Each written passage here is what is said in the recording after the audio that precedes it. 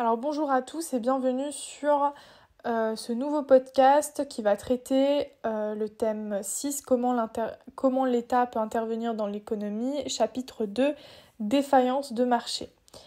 Alors, déjà il faut savoir ce que c'est une défaillance, c'est quelque chose qui ne fonctionne pas bien, qui fonctionne mal. Les défaillances, ce sont des problèmes en fait dans une économie et aujourd'hui, en tant que déjà jeune citoyen, vous êtes témoin tous les jours de défaillances de marché comme le chômage, comme par exemple ce qu'on a eu, là ce qu'on est en train de vivre, l'inflation. D'accord, on a également eu même des pénuries, etc. Pénurie d'huile, à titre d'exemple, ou encore pénurie d'essence. Donc tout cela représente des défaillances de marché, mais on a également une autre défaillance, par exemple, c'est le réchauffement climatique. D'accord ? Il existe plein de défaillances de marché, et nous, dans le cours, on va traiter deux défaillances de marché ou du moins trois spécifiques et importantes à savoir. Alors déjà, je vais commencer par ce qu'on appelle l'asymétrie d'information. L'asymétrie d'information, ça désigne en fait une situation dans laquelle une des parties détient plus d'informations sur les biens et services échangés par rapport à l'autre partie, c'est-à-dire que tout simplement le rapport entre les deux est déséquilibré.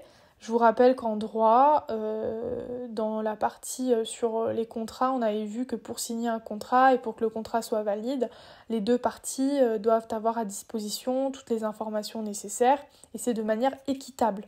Et donc en économie, on a son équivalent, ce qu'on appelle l'asymétrie d'information. Si l'une des parties n'a pas toutes les informations, ça va fausser l'échange économique. Donc ça représente une asymétrie d'information puisqu'à long terme, ça peut nuire au fonctionnement de l'économie.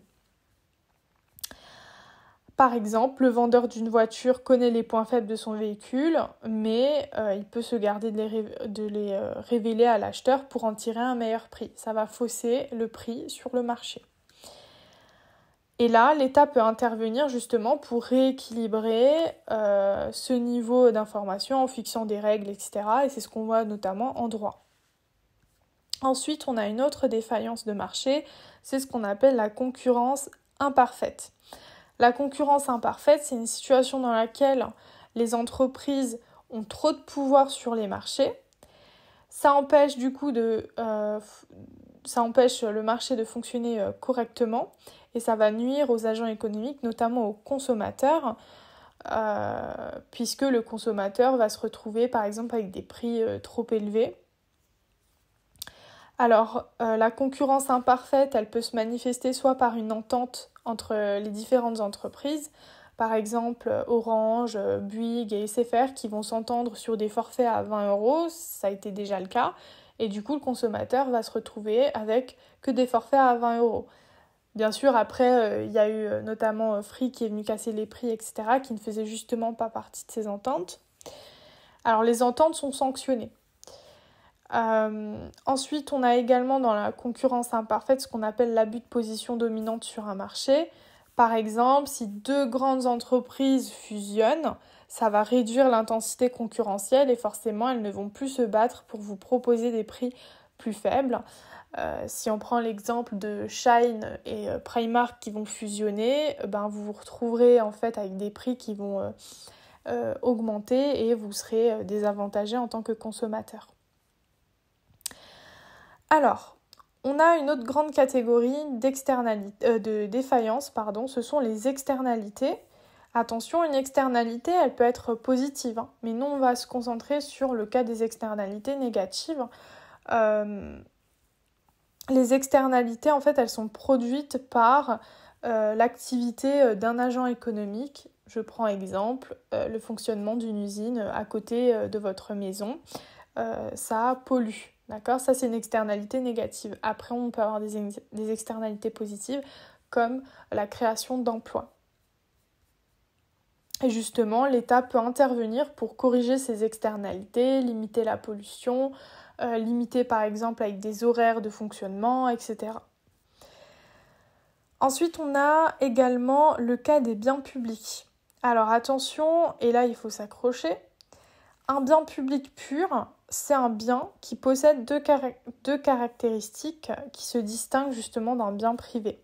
Déjà, un bien public pur, il doit respecter la non-rivalité, c'est-à-dire que son utilisation ne diminue pas sa quantité disponible pour les autres.